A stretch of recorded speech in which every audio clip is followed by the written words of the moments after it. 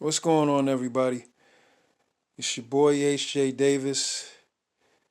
I'm trying to get the camera angle right for y'all so that we can go through this. I said in my last video that I was going to post this Joe Kubert's Tour Artist Edition because I think this is something that for art enthusiasts, comic readers, and future comic creators, this is a book you should have in your library. Joe Kubert is one of those guys that you can't go wrong with his art. Now he has stages, which what I love about this artist edition, that in the stages, like towards the back, he shows his earlier stages of his drawings of tour. And now he actually went back in and redid them. So without further ado, pay no attention to whatever's on the outskirts of this filming. Focus on the artist edition, and I have a few surprises towards the end of this. So let's dive in. This is Joe Kubert's Tour Artist Edition by no other than IDW. They should, keep this thing going.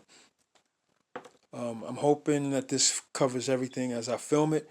But as you can see, this is the layout.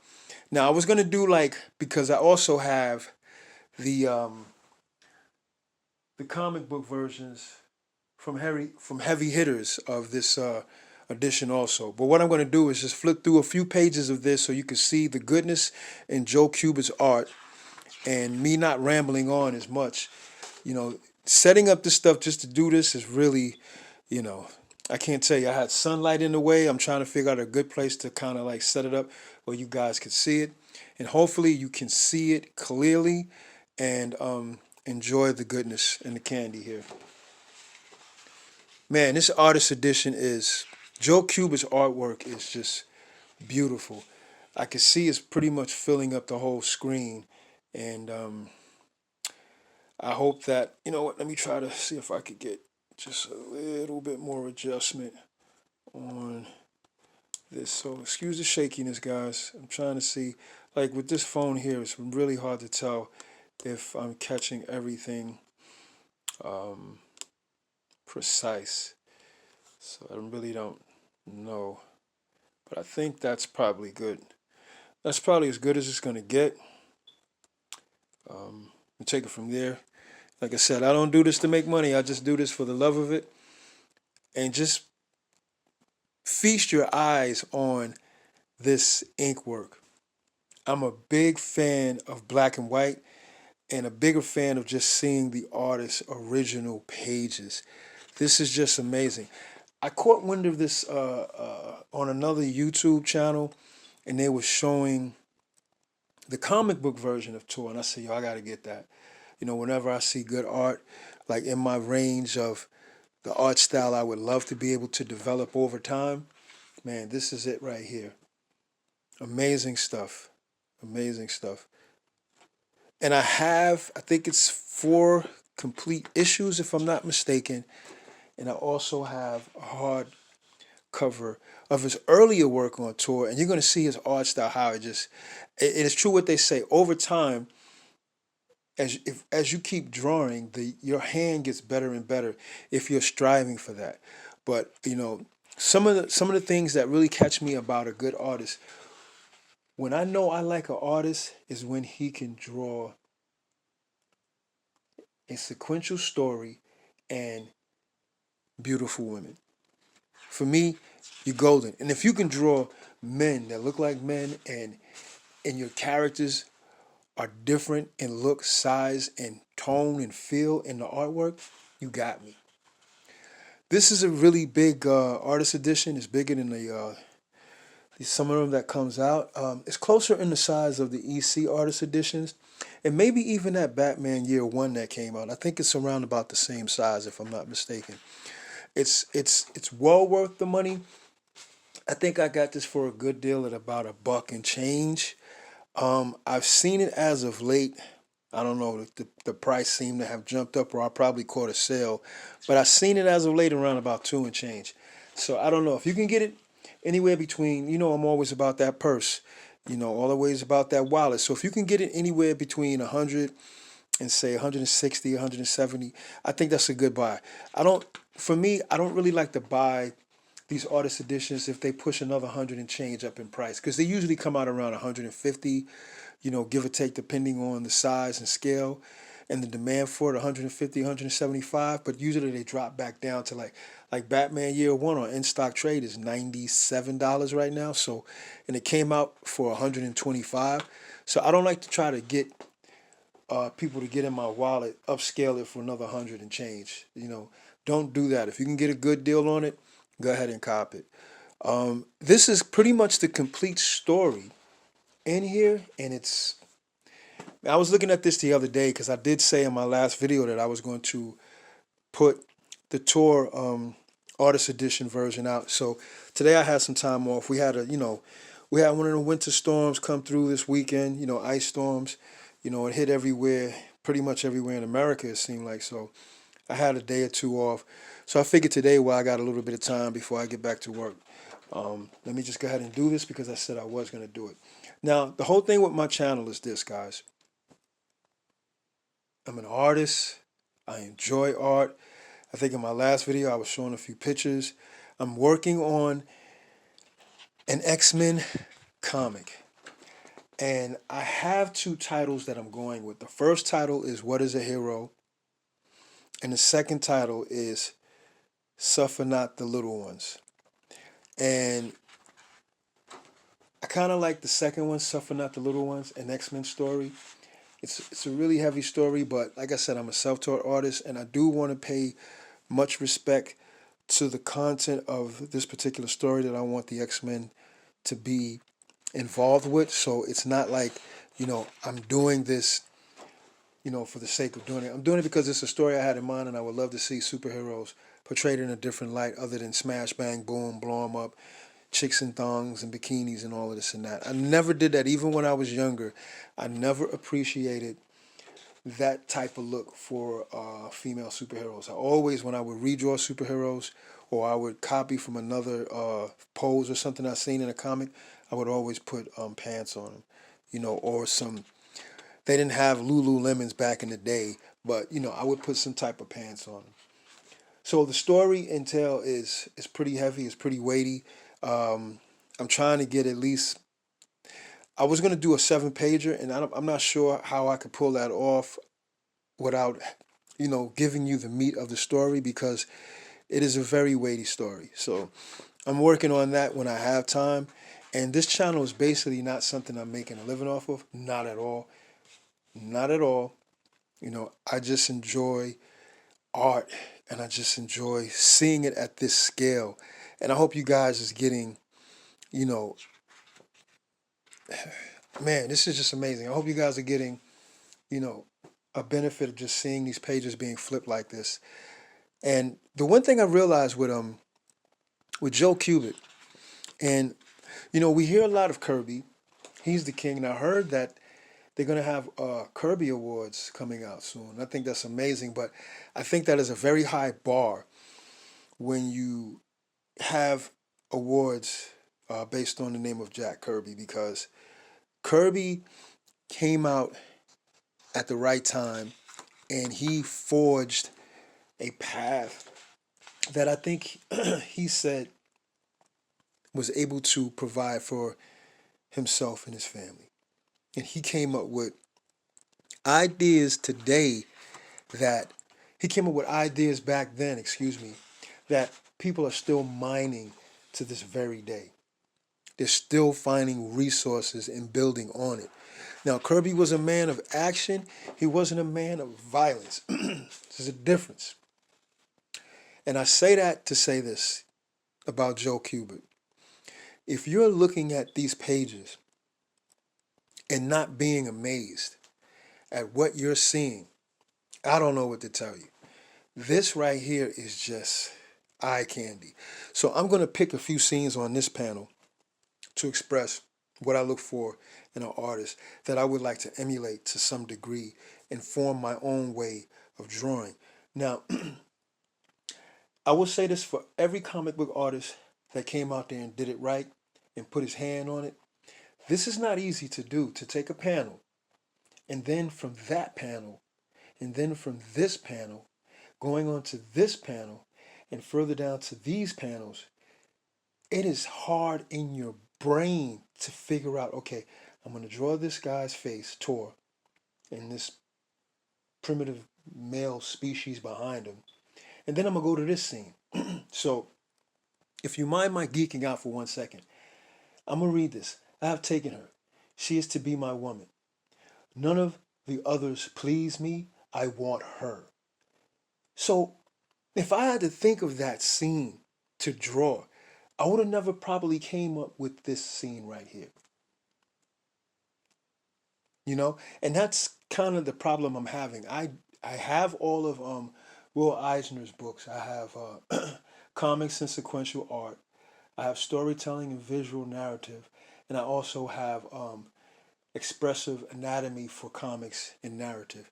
So I have those, which I really need to really get down and deep dive and read it.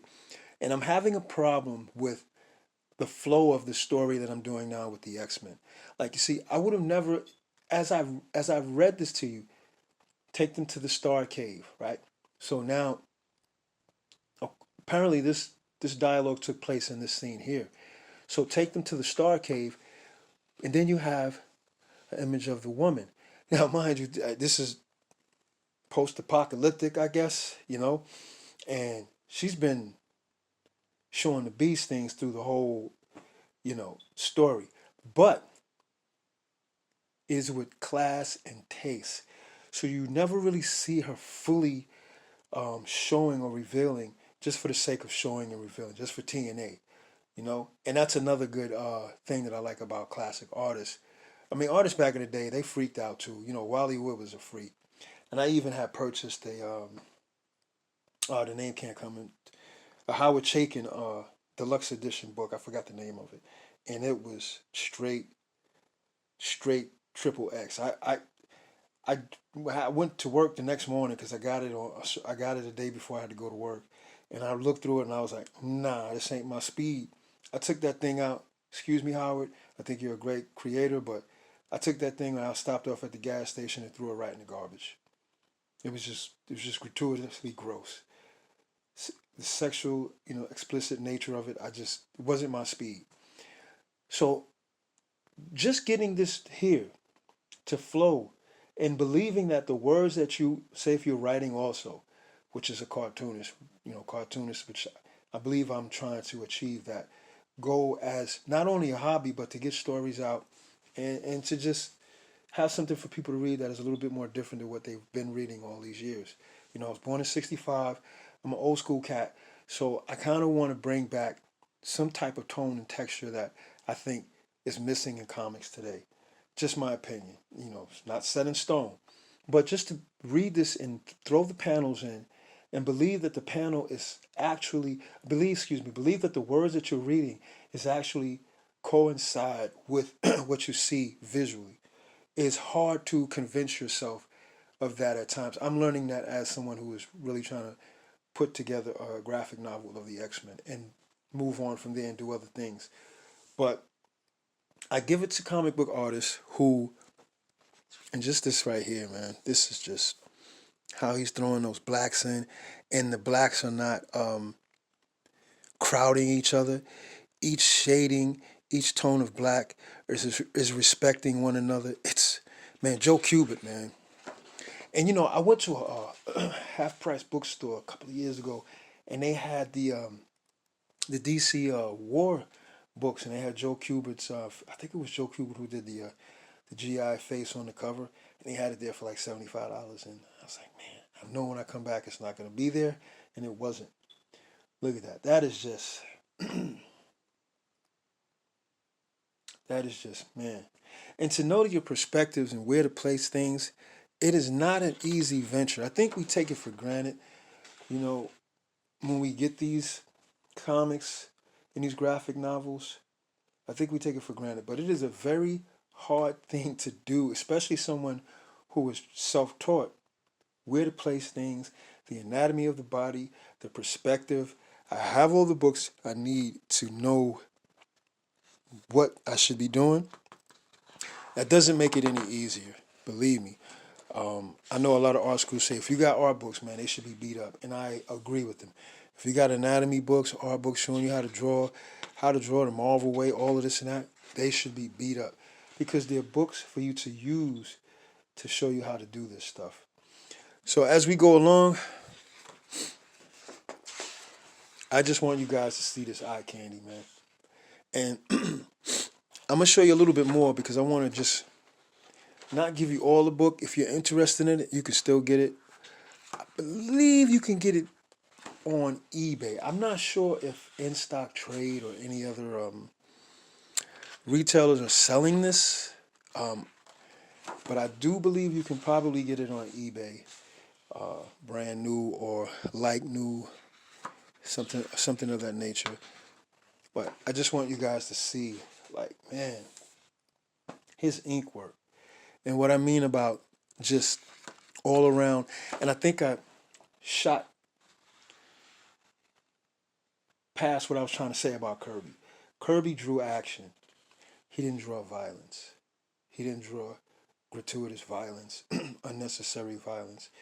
He wasn't John Wicking his work, which, you know, that is left to the imagination of what's going on in the story. For you, it's left to your imagination to figure out what's going on. And remember what I said about how he's so classy with this woman. She barely has no clothes.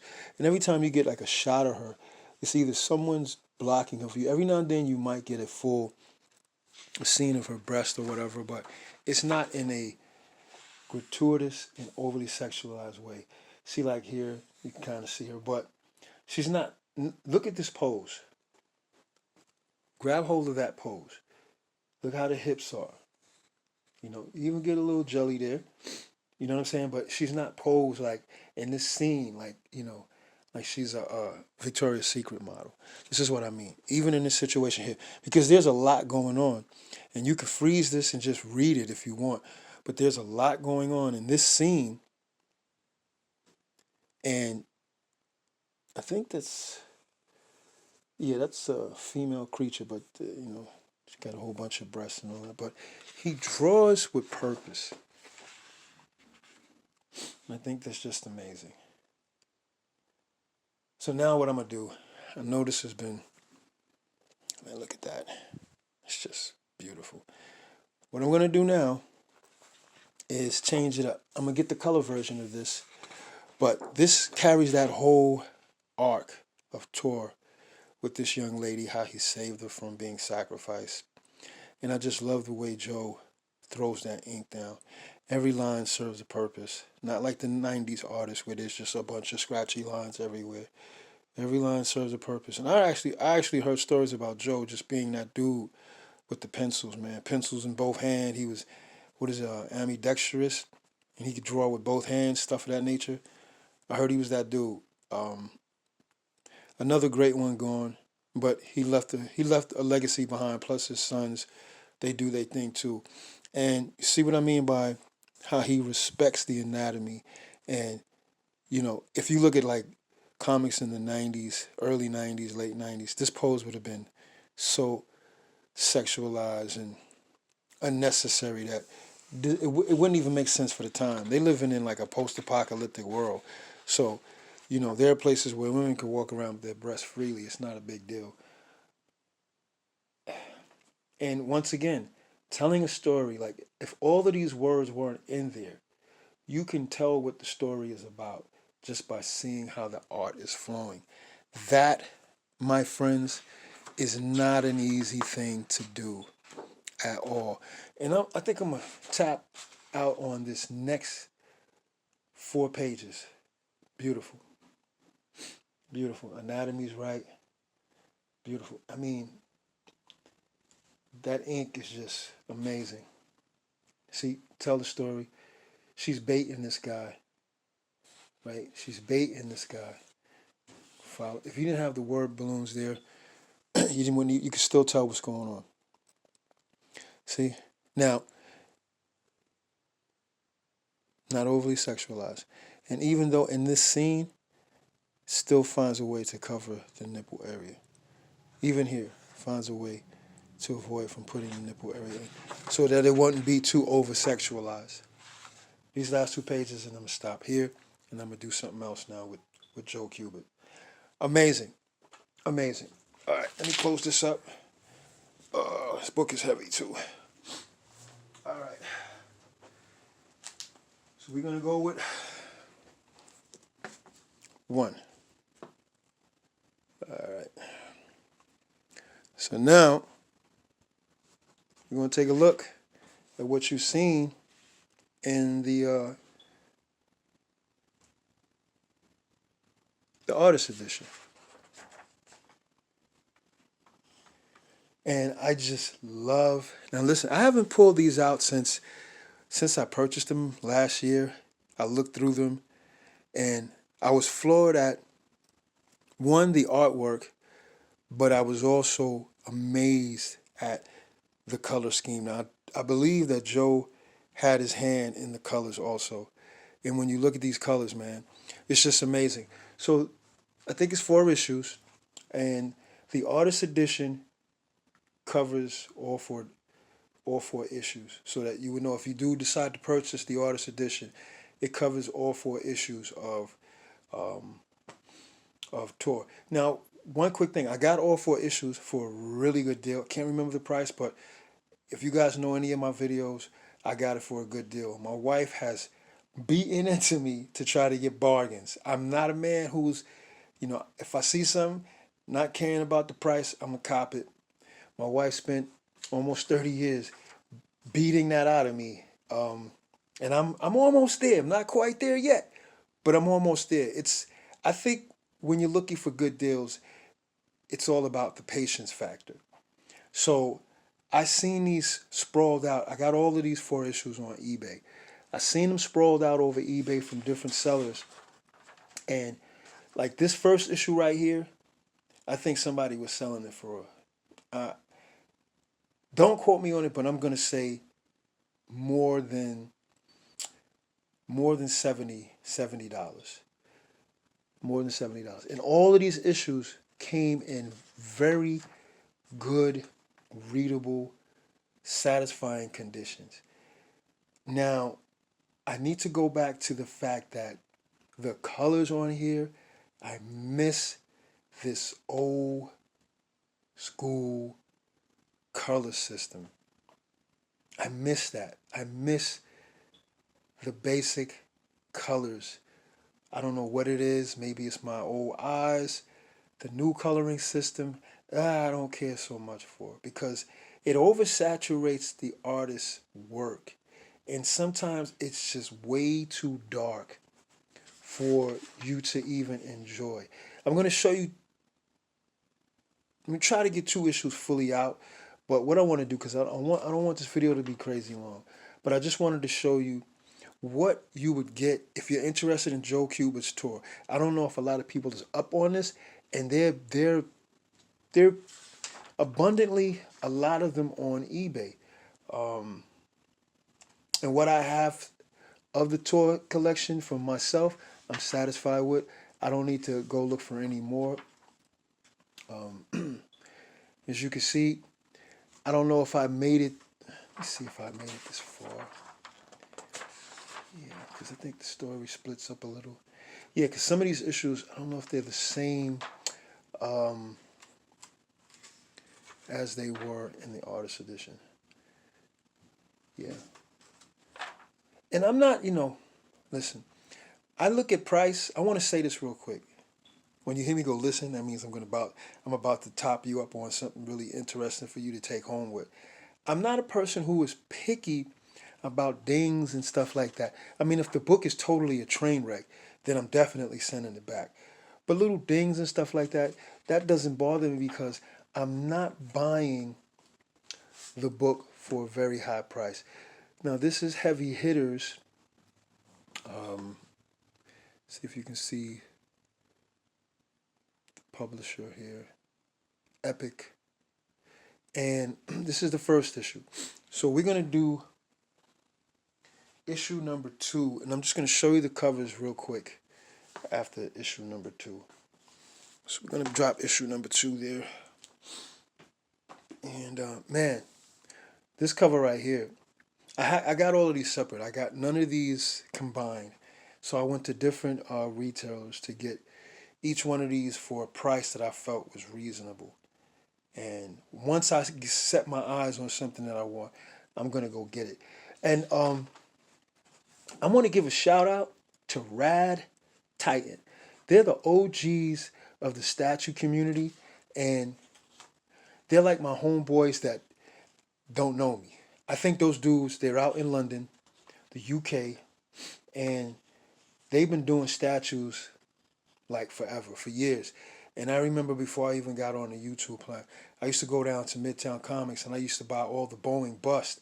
And they like a Boeing bust, family to me, you know, across the pond.